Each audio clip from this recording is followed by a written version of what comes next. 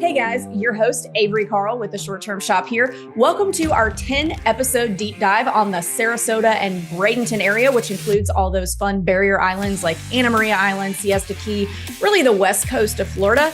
And if you guys are ready to start buying in this market, email us at agents@theshorttermshop.com and we will connect you with our expert agents in this market. I also wanted to let you know that we have some supplemental materials for you guys available on our website. It's theshorttermshop.com where you can go and you can set up a search and look at properties, see what the purchase prices are in this market currently. And you can save your search so that when a property that hits the market in your price range comes out, we can email you and then you'll know right away. We've also got the AirDNA data, thanks to our friends over at AirDNA, for this market for the past few years to help you gauge what a property should be able to do. We've got a pretty cool calculator on the website also to help you tie everything together. So lots of stuff to help you along your way while you're listening to this podcast, or if you just want to hang out with us more, that's pretty cool because we want to hang out with you too. And there's one good place you can do that. It is our Facebook group, same title as my book. It's called Short-Term Rental, Long-Term Wealth. It's just us and 60,000 of our closest friends hanging out, talking about short-term rentals, sharing best practices, and all that stuff. So you can join that. Or if you guys really just want to talk to us directly, if you have questions about short-term rentals, we have an open office hours call every Thursday, and you can sign up for that at strquestions.com. Now let's get to the episode.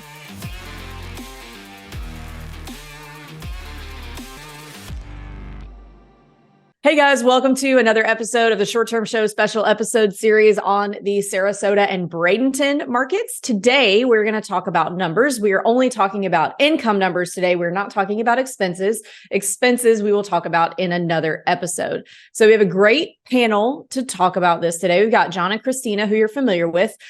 We have another John, a second John Bianchi. Do you want to introduce yourself really quick? Sure thing. I'm John Bianchi. I refer to myself as the Airbnb data guy, at least on Instagram and YouTube and everything.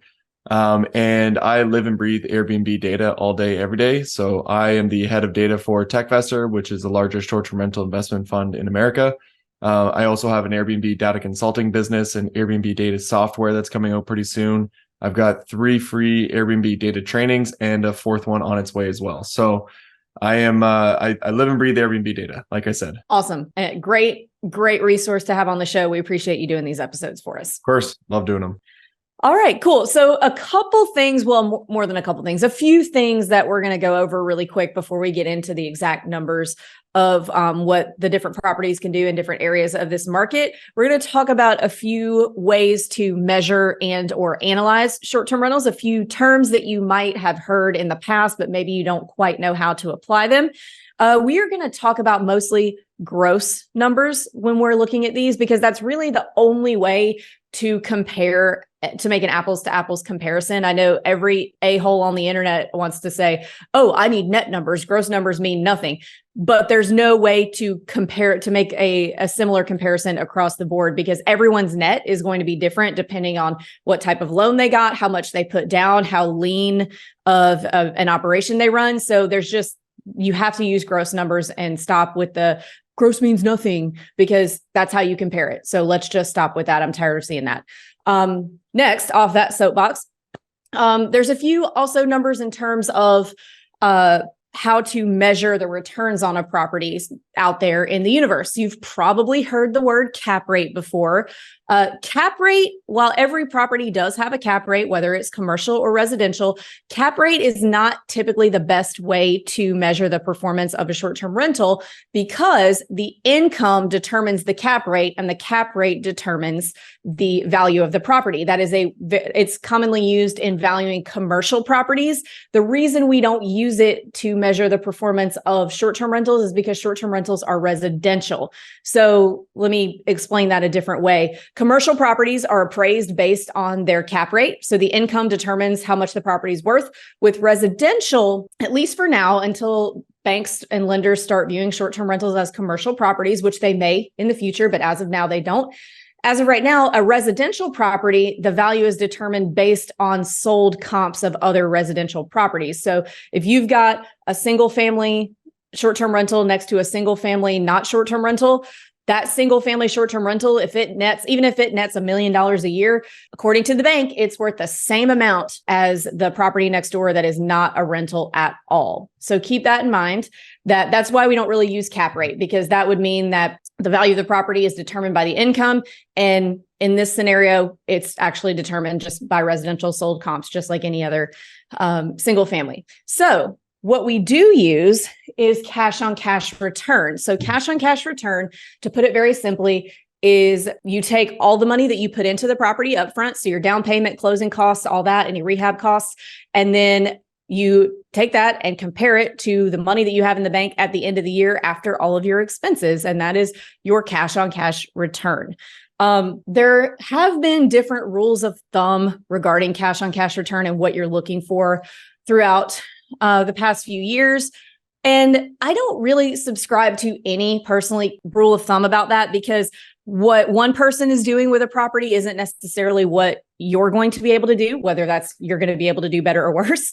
So it's really hard to say, okay, well, this property is this price, it's doing this, so the cash on cash return is going to be that.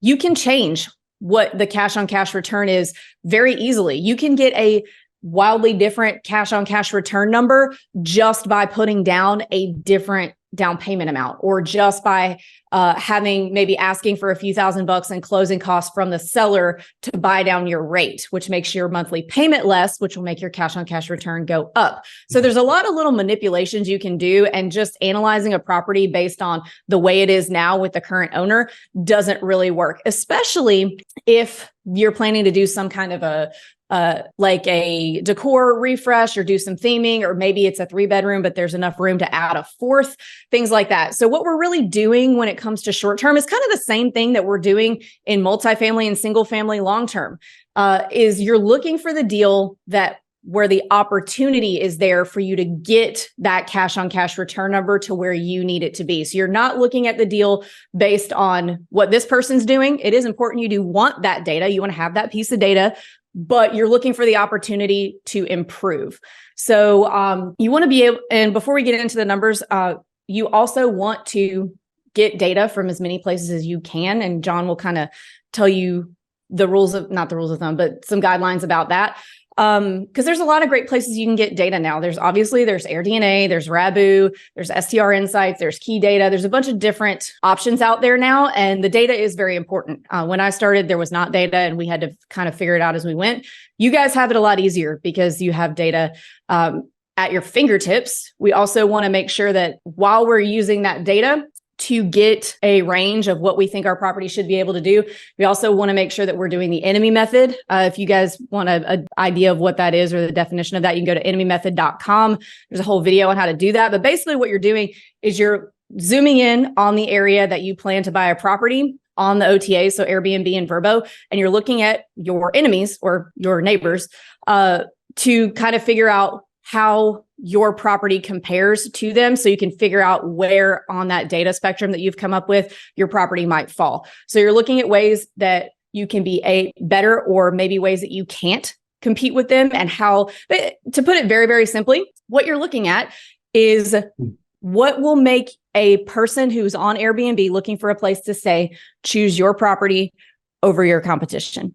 So you want to make sure that you're using the enemy method in conjunction with that data to make sure that, for example, you're buying the right type of property that tourists have come to expect. So, if the tourists have come to expect in mountain markets, it's a really easy example. They want to stay in cabins. So if you're buying a 50s brick ranch home and you enemy method and see, well, none of the enemies have these brick ranch homes.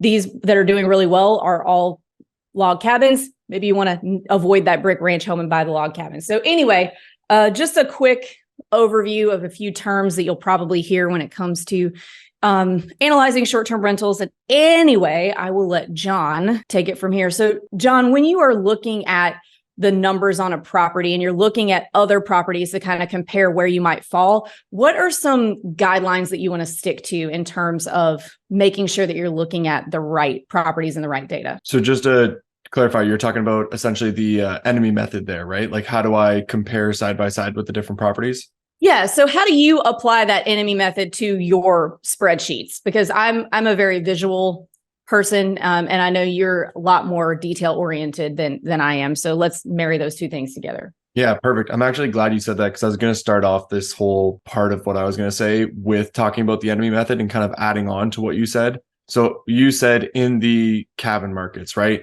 Or sorry, the mountain markets, you want to look for a cabin over a brick home just because that's typically what most of the homes are doing really well. Most of the homes are doing really well, look like that. What I do is kind of take it as deep as I can possibly go. So, okay, it's like you know that you want a cabin market or a cabin, but how many living rooms do you need? How high do the ceilings need to be? Do you need like that real wood inside, or will the tongue and groove work? Do you need like a game room that can support a full sized pool table, or is it just having like a foosball table and a shuffleboard in there going to be able to cut it? What does the backyard look like? How much sort of land do you have back there? Can you actually get a good sized fire pit back there? Can you get a pool back there? Can you get a hot tub back there? And the reason I'm seeing like, can I do all these things is because my competition likely is doing most of those things. And so I'm trying to understand all these little things that they have that I will then need to compete on, right? Because I mean, Gatlinburg's a great example for this. Everybody that's doing well has a log cabin. If you don't have a log cabin, you're not going to be able to hit your numbers. It's just like how it goes. But then once everybody has a log cabin, what are the other things that people are then competing against, right? And this is what I refer to as the must-have amenities and the nice-to-have amenities. So the must-have amenities are the things that everybody has, and you absolutely need those, right? So if every single person in the Gatlinburg market has a hot tub and you don't, you will automatically lose, right? It's the same idea as like if you're in Scottsdale and you don't have a pool, you automatically lose. And so to take it like a step further from what you're saying, my guideline is just to try to pinpoint all of those like fun and interesting things about the property and see if I can apply them to my property, because everybody has a kitchen, everybody has a bathroom, and everybody has bedrooms, but it's all those additional things. Does that make sense? Absolutely. Awesome. Okay, so I did go through the different locations that we were talking about here. So before I go and kind of ramble on a whole bunch about all these different little spots, I went into Siesta Key, I went into the city of Sarasota, I went into Anna Maria Island, and I went into Bradenton. And I went into specific zip codes within those areas. Well, mainly Bradenton and Sarasota. And I'm assuming I went into those specific zip codes because those are the only spots where you're legally able to rent. Is that right, John or Christina? In the city of Sarasota, it is. The Manatee County ones, there's no regulations here at all. In unincorporated Manatee County, there's some minor regulations in the city of Bradenton. But with regards to Sarasota, yes. Okay, perfect. And those two zip codes that you're legally allowed to manage in are 34239 and 34236. Is that right? The city line isn't drawn perfectly straight around those zip codes, but for the majority of those zip codes, yes. Okay, perfect. That's helpful because I actually found it pretty interesting. So Siesta Key, obviously being the main beach, like one of the most popular beaches in all of America, right? Actually, one of the very first places I tried to start my Airbnb business was in Siesta Key because the numbers were so great. Didn't end up working out because I was doing arbitrage instead of purchasing. But when it comes to Sarasota, what I noticed about the zip code that ends in 39, it's the first section, like right after you get off the bridge and go back onto the mainland, right? And I always find those kind of pieces of land to be super interesting because on Siesta Key, it's very, very expensive, but right off of Siesta Key on the mainland, it gets a lot cheaper, right? To own homes.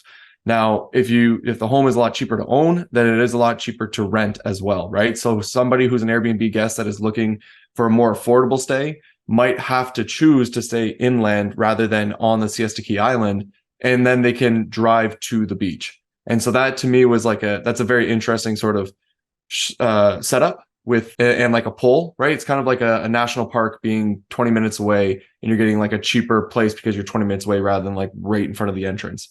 And then the other one, like the zip code that ends in 36 for Sarasota is sort of the downtown area, and downtown areas naturally have their own pull as well. So just kind of like wanted to start off with the different like zip codes and explain the different areas I'm looking into, just so that as I'm going through the data, it kind of makes sense to somebody who maybe doesn't visually know these areas as well as you guys would.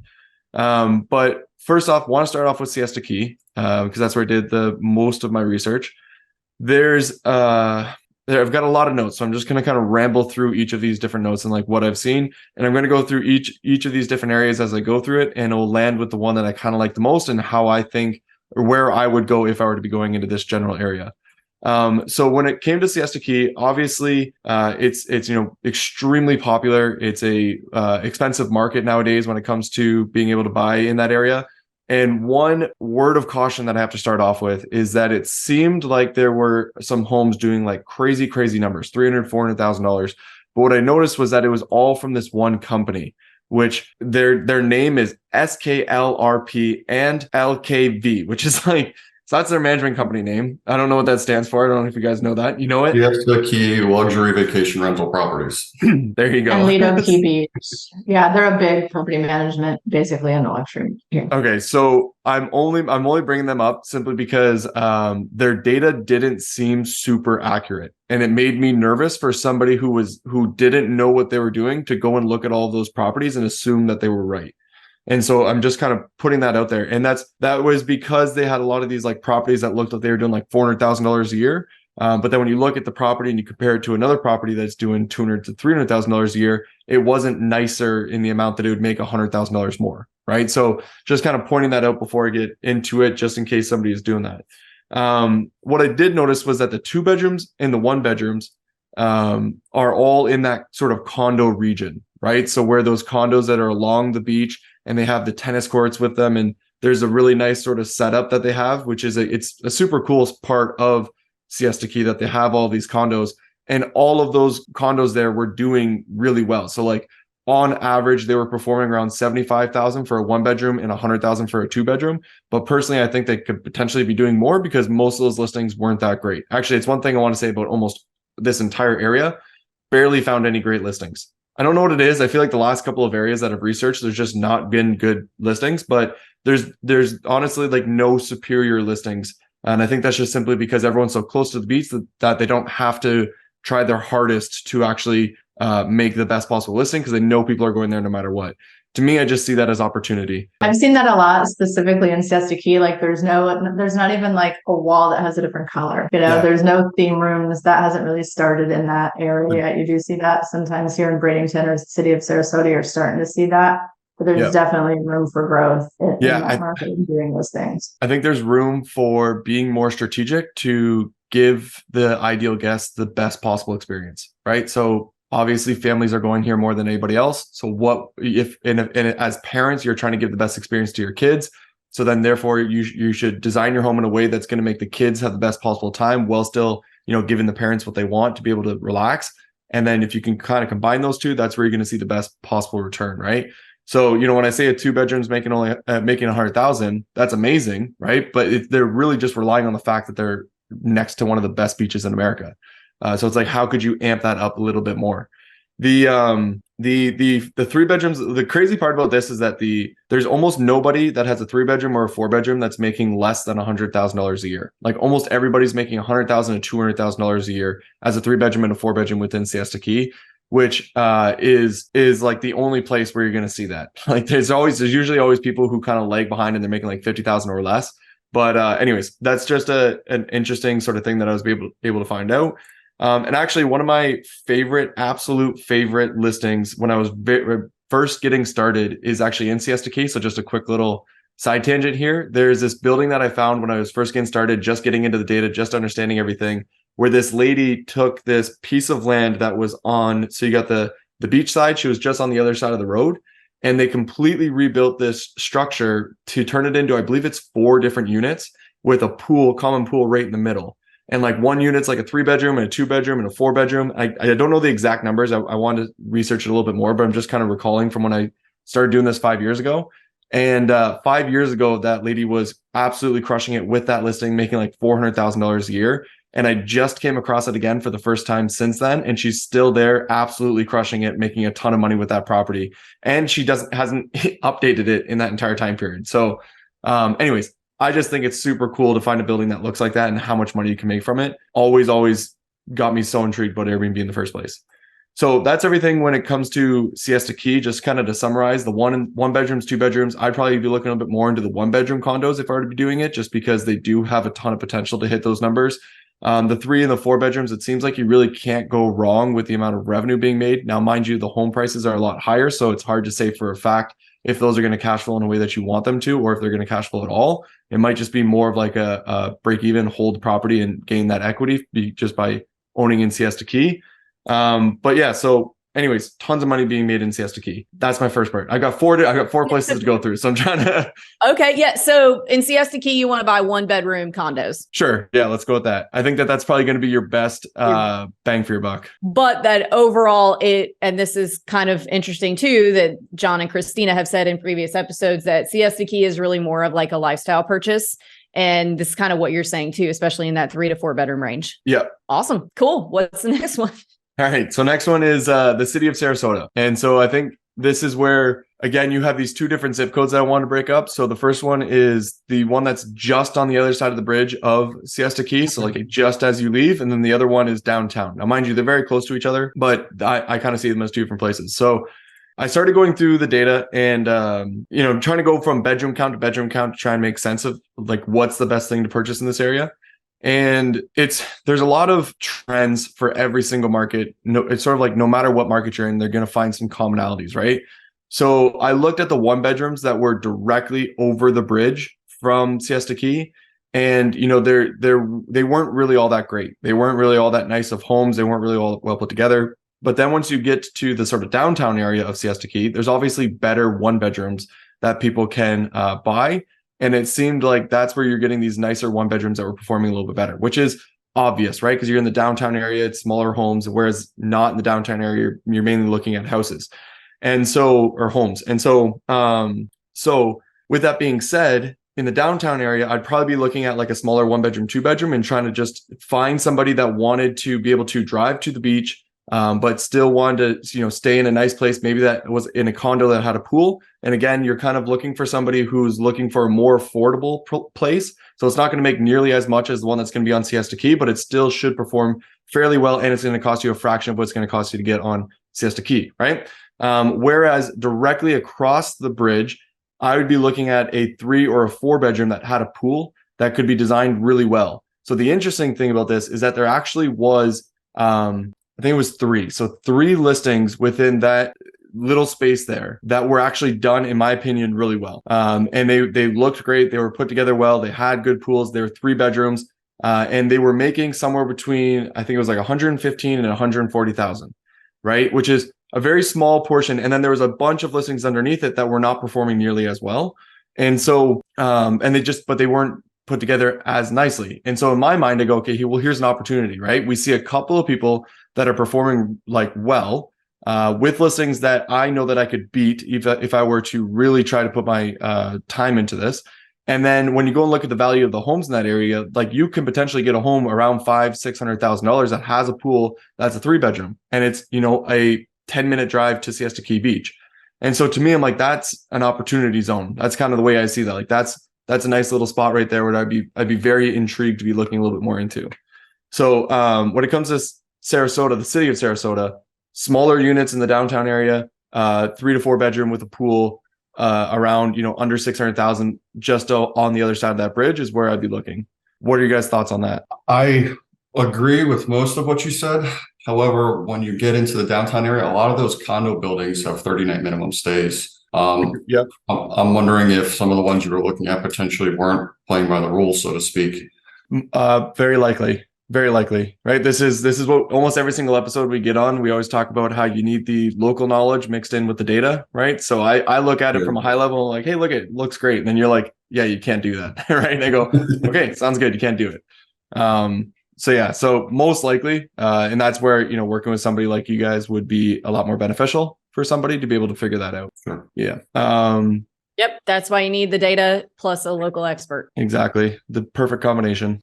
So the next one is Anna Maria Island. Honestly, I didn't have I was kind of running out of time when I was going through these last 2. And Anna Maria Island, when I was looking at it, just instantly kind of, it felt very similar to Siesta Key. It seems like a lifestyle play. It seems like even the people that there's not a ton of good data out there either, which was very difficult. And it just seems like the people who own those properties are, covering their expenses. Am I right or am I wrong on that one? Yeah, you're spot on, particularly with, today's, purchase price, interest rates. I mean, it's a beautiful, fantastic place, but it's difficult to make good money out there. Okay. That's kind of what I was seeing out there. But that's a play that people go for, right? Like there's beautiful homes. It's absolutely beautiful location. So like, I get why people would do that. If you can, by all means, right? I mean, if I could, I would, right? So, the next spot is obviously going to be Bradenton. But before I get into it, I just need to know, like, why do people go to Bradenton? Why do people rent? I don't know Bradenton well enough, but just based off of like where it's located in comparison to, Siesta Key and like Sarasota are so close to that beach, whereas Bradenton seems to be a little bit more of like a city. It's a little bit further away from the beach. Am I right or am I wrong on that? And if so, like, why are people traveling to Bradenton? Just out of my own curiosity. Anna Maria Island's a huge part of it. Okay.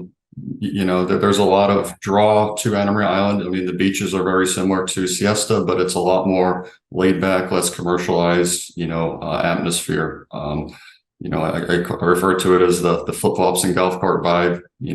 Just Gotcha. Very, very laid back, but beautiful beaches.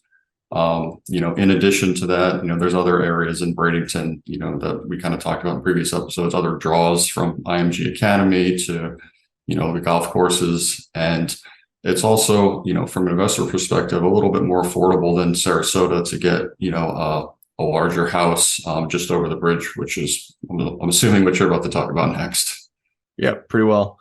The IMG Academy, what is that? Because I saw that in multiple people's title. It's basically like a boarding school for professional athletes is kind of the best way to describe it. So, top athletes from all over the world go there to learn their K through 12 education and also practice, their sports skills. There's some of the top tennis players in the world and top, basketball, prospects in the world that, currently go there.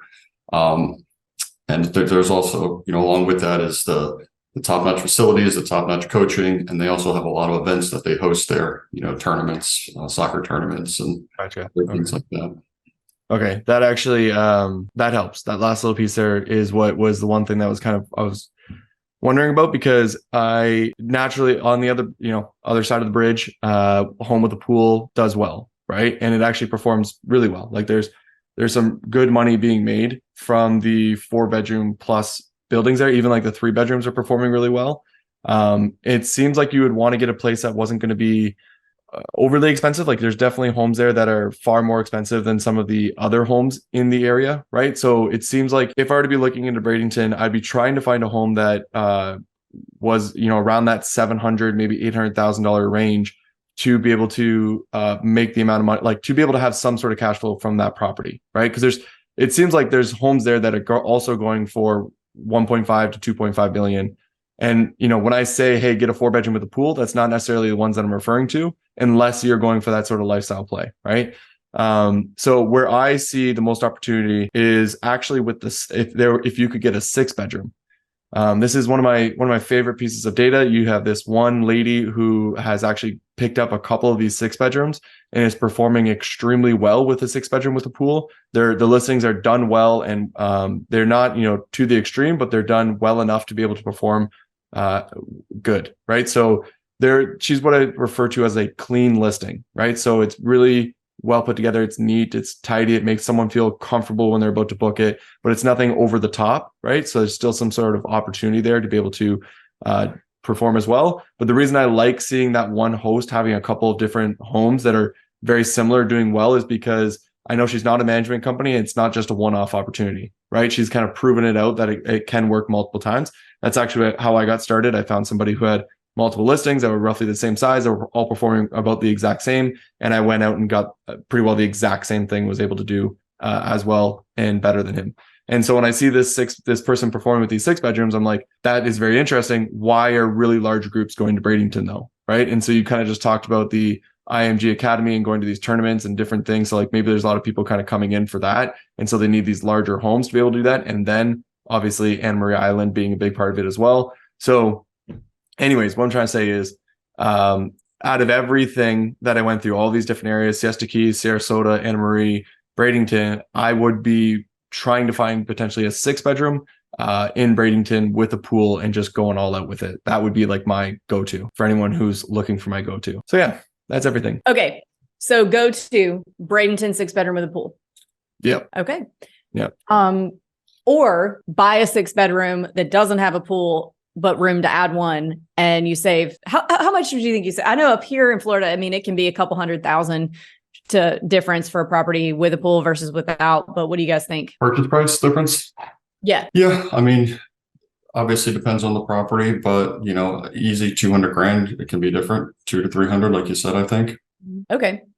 So it's really funny that we did not have this conversation with John before he came on, and everything he said was kind of reflective of what you guys said in previous episodes in terms of where you find the best places to buy. Like, so Siesta and Anna Maria, awesome, really cool places to go. Maybe not the highest cash flow in the world, but it's not necessarily something that a lot of people are buying specifically for the cash flow. They're buying because they want to own a house there and then put it on Airbnb and, manage it well. And then it puts a dent in its own expenses, or maybe breaks even, maybe makes a little money, but it's not a cash flow purchase. So interesting. Downtown, not downtown, sorry. Bradenton 6-bedroom. John and Christina, do you have any color to add to any of this so far? I guess I'd like to kind of ask John, you mentioned the six bedrooms are extremely rare over here. And if you are getting a 6-bedroom, it's going to be almost definitely above $1 million. So you had mentioned 4 bedrooms and up. And, kind of my recommendation to clients and where, we try to go is, starting at 4 bedrooms, because there seems to be a big jump between the revenue with a 3-bedroom and a 4-bedroom. We talked about the other day, trying to get a 3-bedroom converted into a 4-bedroom. That way you're paying a 3-bedroom purchase price and getting 4-bedroom revenue. But what are your thoughts on, 4 to 5 bedrooms as opposed to 6? Because like I said, trying to find a 6-bedroom is extremely difficult. Yeah, I'm actually glad you brought that up, because I was looking online to kind of see whenever I do the research, I'm always trying to see like what homes are available, how much are they going for, stuff like that. And I didn't see any 6-bedrooms. And so even though I know that the 6-bedroom is what I look for, I know that it didn't seem like there were any available, right? So this is where I'd go to somebody such as yourself and be like, is it possible to get a 6-bedroom? What are the odds? Like, how long do I have to wait? Something along those lines, right?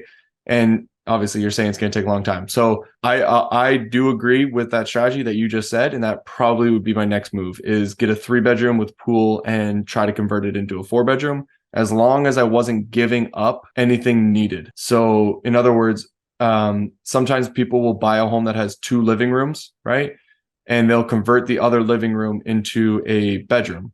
Now that could be fine. However, if everybody else in the area has 2 living rooms and the second living room is a game room or like a pool table room or like a hangout room, and then you convert to a 4-bedroom and no longer have that additional living room space with that amenity, then you're not going to be competitive with them, regardless of the fact that you have a 4-bedroom, right? You're going to make less than everybody else.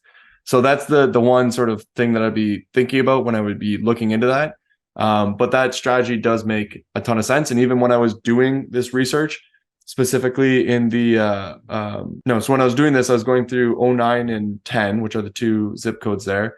And I looked at the 1-bedrooms, the 2-bedrooms, like how much they're making on average. And then as soon as I saw the 4-bedrooms, I was like, oh yeah, that's where I want to look. And I like double clicked into it and started reviewing that data. And so I agree with you that there is that big jump from 3 to 4s, and converting a 3 definitely would make sense. It seems like you guys clearly know what you're doing. You don't need me here, but just backed everything up with the data for you.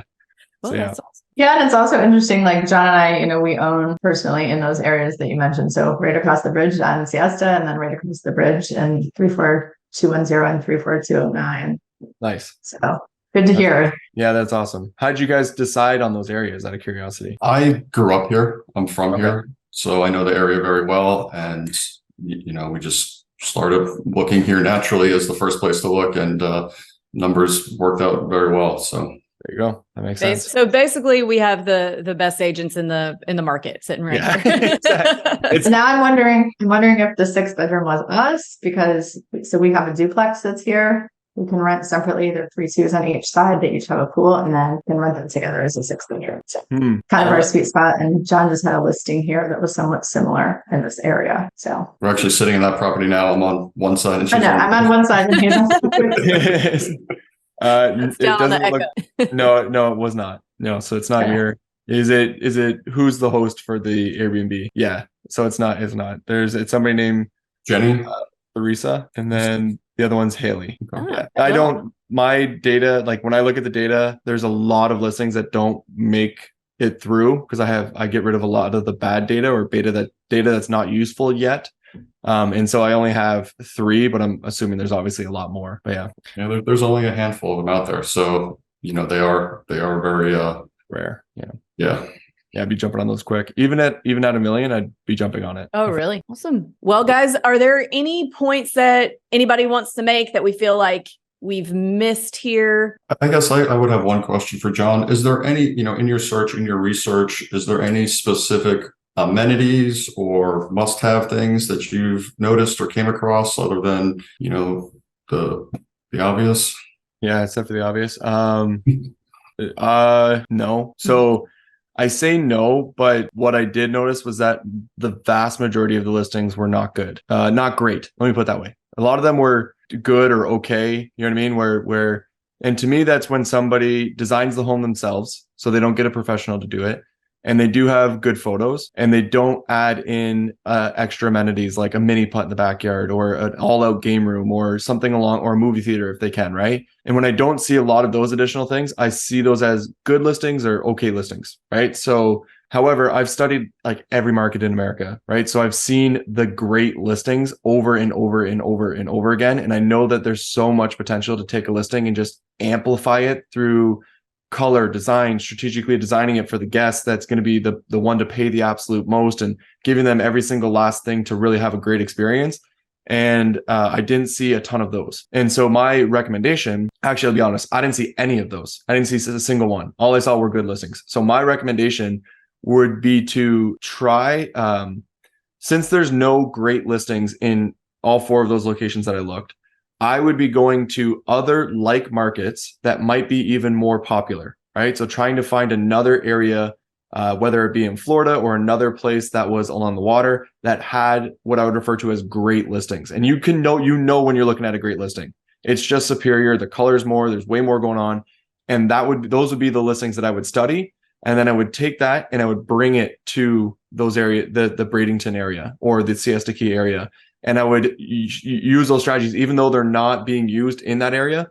It's likely that they would end up working there as well because it's a like for like market, and people want that experience. They're willing to pay more for more. You know what I mean? You're giving them way more value, way more a way better experience, all these things, and so people are going to pay for it.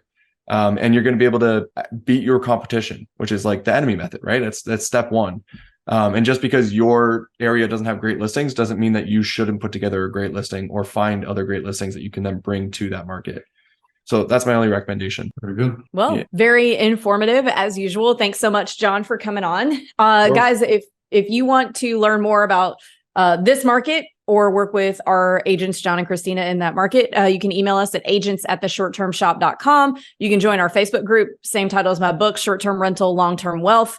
Or you can also join one of our weekly Q&As at strquestions.com. And if you want to learn more about John Bianchi, John, where can they find you? I recommend everyone to go to YouTube and look up my name or the Airbnb Data Guy. I've got 3 free courses out there. Study my free material, learn as much as you possibly can, get to know the way I think, the way I do things. And if you are interested, if you like it, there's many of ways that you can reach out to me, either through email or DM that you can find on the social media sites. So start with YouTube and go from there. All right. Well, thank you everyone so much, and we'll catch you on the next episode.